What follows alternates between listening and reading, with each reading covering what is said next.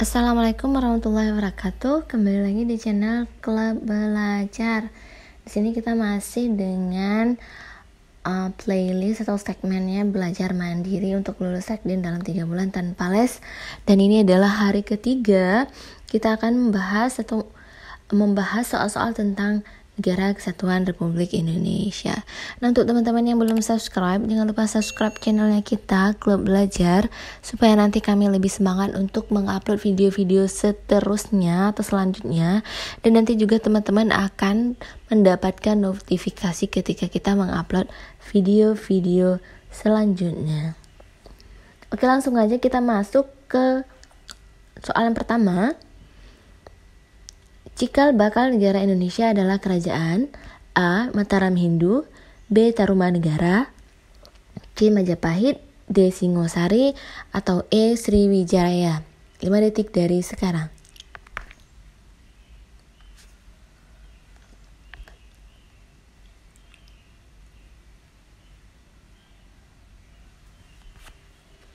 Jawabannya adalah C, yaitu kerajaan Majapahit, di mana kerajaan ini keberadaannya itu berada di sekitar abad 12 sampai 15, dan ini merupakan kerajaan besar dan berjaya terlebih lagi pada masa Patih Gajah Mada. Oke, next. Peristiwa Rengas Dengklok diakibatkan oleh A. Perbedaan pandangan kemerdekaan negara Indonesia antara golongan tua dengan Jepang, B. Perbedaan pandangan kemerdekaan negara Indonesia antara Insinyur Soekarno dan Dr. Andes Muhammad Hatta, C. Perbedaan pandangan kemerdekaan negara Indonesia antara golongan tua dengan golongan muda, D. Perbedaan pandangan kemerdekaan negara Indonesia antara Insinyur Soekarno dengan pemerintah Jepang, atau E. Perbedaan pandangan kemerdekaan negara Indonesia antara golongan muda dengan pemerintah Jepang. 5 detik dari sekarang.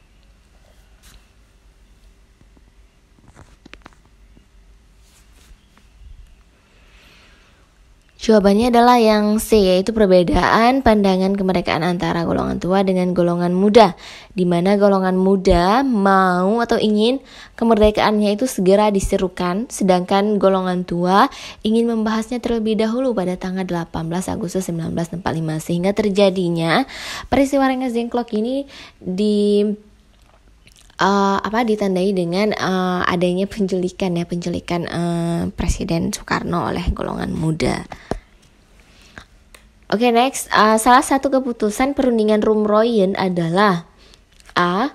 Pembentukan Uni Belanda Republik Indonesia Serikat yang dipimpin oleh Ratu Belanda secara simbolis, B. Belanda mengakui kedaulatan Republik Indonesia dengan syarat harus berbentuk negara serikat, C. Pengakuan dan kedaulatan dari pemerintah Belanda kepada pemerintah Indonesia, D. Yogyakarta dikembalikan kepada Republik Indonesia, atau E. Jakarta dikembalikan kepada Republik Indonesia. 5 detik dari sekarang.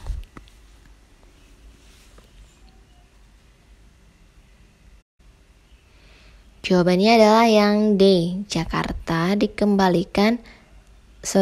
Jawabannya adalah yang D. Yogyakarta dikembalikan kepada Republik Indonesia. Itu adalah perjanjian, salah satu keputusan perundingan Roem-Royen. Oke, next, soal selanjutnya. Indonesia resmi kembali ke bentuk Negara Kesatuan Republik Indonesia pada tanggal A. 17 Agustus 1950, B. 17 Agustus 1951, C. 17 Agustus 1952, D. 17 Agustus 1953, atau E. 17 Agustus 1954. Ini kenapa 19.000 ya? Oke, 5 detik ya guys.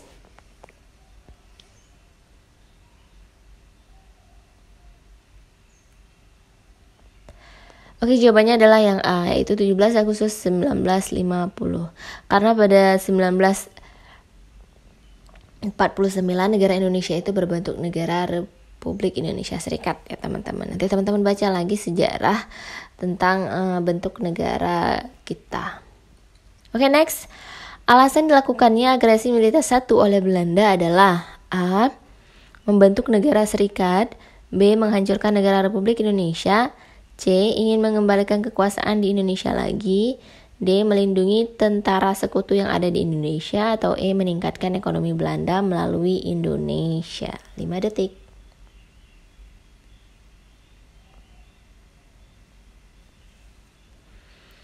Alright, jawabannya adalah yang C. Ingin mengembalikan kekuasaan di Indonesia lagi. Oke, next. Berikut ini yang tidak menjadi latar belakang dikeluarkannya Dekret Presiden 5 Juli 1959 adalah A. Kegagalan konstituante dalam menetapkan Undang-Undang Dasar. B. Terjadinya sejumlah pemberontakan di dalam negeri. C. Pertentangan antar partai politik semakin kacau. D. Dalam kabinet tidak menempatkan porsi sebagaimana mestinya. Atau E. Masuknya paham komunis ke dalam negeri. 5 detik.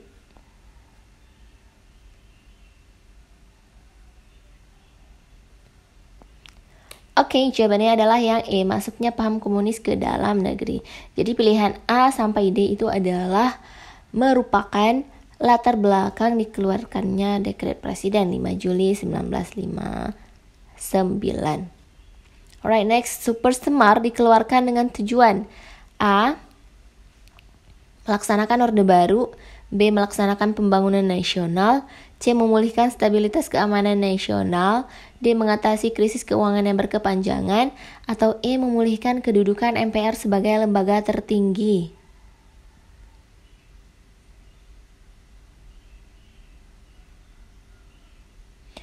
Oke, jawabannya adalah yang C. Memulihkan stabilitas keamanan nasional. Super Semar ini tahu ya teman-teman ya, surat perintah 11 Maret. Oke, tekad awal masa Orde Baru adalah untuk A. Memberantas korupsi, kolusi, dan nepotisme. B. Mewujudkan masyarakat yang adil, makmur berdasarkan Pancasila dan UUD 1945. C. Melaksanakan Pancasila dan UUD 1945 secara murni dan konsekuen. D. Membangun masyarakat Indonesia seutuhnya dan masyarakat dunia pada umumnya.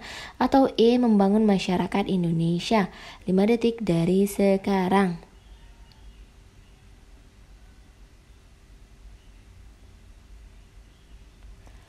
Oke, jawabannya adalah yang C. Melaksanakan Pancasila dan UUD secara murni dan konsekuen.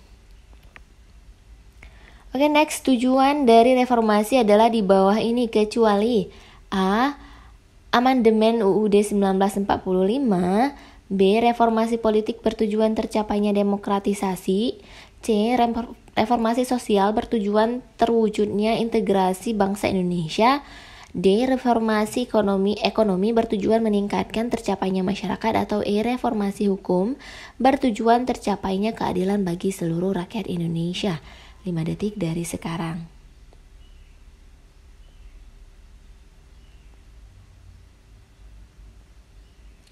Oke, jawabannya adalah yang A. Jadi yang A ini adalah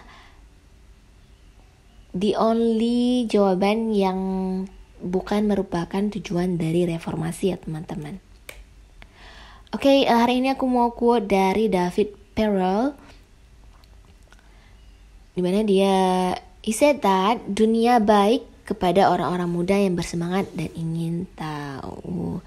Nah, untuk teman-teman yang masih muda nih, pasti masih muda kan, karena masih bisa ikut seleksi untuk sekolah dinas, dan kalian tuh anak-anak muda dan pasti kalian harus tetap terus bersemangat dan ingin tahu sehingga.